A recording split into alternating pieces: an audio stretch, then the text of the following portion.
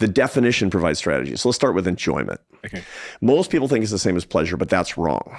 Pleasure is a limbic phenomenon. Now, of course, you know this because you've had plenty of guests who've talked about the limbic system of the brain. That's the console of tissue deep inside the brain that's been evolving over the past 40 million years.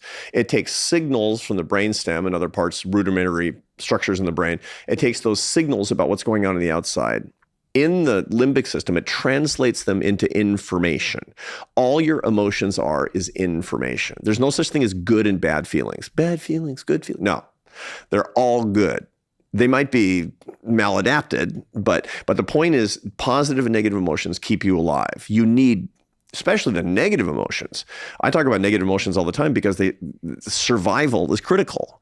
And so anger and sadness and fear and disgust, which are the big 4 negative emotions, these have kept you alive thousands and thousands and thousands of times. Really important. That information there then is relayed onto the neocortex of the brain, specifically the prefrontal cortex, the bumper of tissue right behind your forehead, where you can figure out what are these emotions, what do they mean, and how am I going to react according to them? Now, a lot of times these signals are all goofed up and we're very reactive, which means that we're not letting our prefrontal cortex catch up with our limbic system. And that's a lot of the work that I do. But back to enjoyment. Enjoyment is not the same as pleasure because pleasure is limbic. It's nothing more than a signal where the ventral striatum, the reward center of your brain, is getting tapped in the limbic system, saying that thing is going to be good for survival and passing on your genes. That's why it feels good. Go do it. Sex and sugar. Sex and sugar. Sex and sugar and gambling, which social media has a lot in common with slot machines and all these little things that get back to your primordial evolutionary past. I know you love the evolutionary biology and psychology because this gives us so much information about who we are today. Look at the Pleistocene, see yourself, kind of. And all of these things that give us pleasure, it's because they went back to survival and propagation of the species. So importantly, all those pleasure-filled things, if you pursue them, you're just sitting in your limbic system. And modern technology and society will engorge these things into incredibly unhealthy practices. So you get, we have natural endorphins that make us feel good and help us when we actually get hurt so that we can get back to our cave.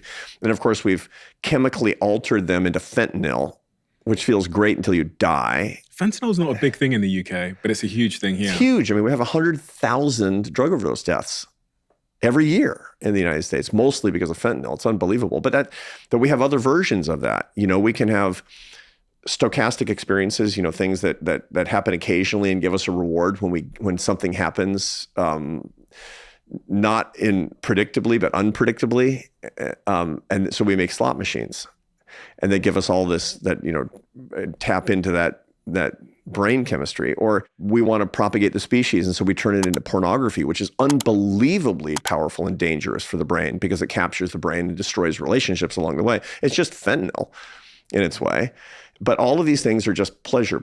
Anything that can be addictive, which pleasure-filled things typically can, if you do them compulsively over and over and over again, it will make you less happy. But here's, when people ask me, so does that mean I should never drink alcohol? I should never gamble? No. You need to add 2 things to turn them into enjoyment. You need to add people and memory. Because if you add people and memory to something, then you're moving the experience into your prefrontal cortex. That's when it's fully human. That's when it's not an animal experience. It's a human experience. And that is a very important part of your happiness. And so the big question is, if something's addictive, if you're doing it alone, you're probably doing it wrong. What about sex? That's pornography and masturbation is alone. And that's not good for you, is the whole point. Again, reasonable people disagree. And some people will be like, what's this guy talking about? But the whole point is that the data on pornography are that it captures the brain and ultimately it doesn't, on average, lead to happier lives because it truncates the reproductive experience at the level of pleasure and doesn't take it all the way to enjoyment. Interesting. Yeah. Have you studied porn much as a subject?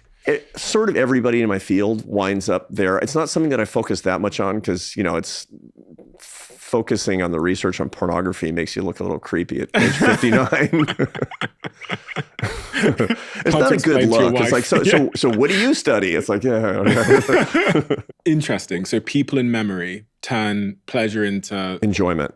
To enjoyment. That's right. So alcohol add people in memory. The Anheuser-Busch Corporation doesn't put out advertisements of, a dude alone in his apartment pounding a 12-pack. That's how a lot of people use the product. But everybody knows that's an irresponsible, dangerous thing to do that can lead to alcoholism. What they show is the same guy with his brothers and friends, clinking bottles together, having a great time. That is pleasure, alcohol, plus people, plus memory equals enjoyment, and that leads to happiness, because they want to join their brand to happiness, not just to pure pleasure, and certainly not to addiction. Same with like Coca-Cola. All the Coca-Cola ads are like the World Cup with your friends, and in summer with your friends. And and that's actually less addictive. I mean, there are certain, the sugar and caffeine are certainly addictive, but they don't have the same properties of brain capture in the same way, for sure, because they don't stimulate as much dopamine as something like alcohol does, and so they're less likely to make you really addicted. But the whole point is that it does give you a little bit of pleasure, but it makes you way happier if you get to enjoyment, and you only get that when you're doing it with people.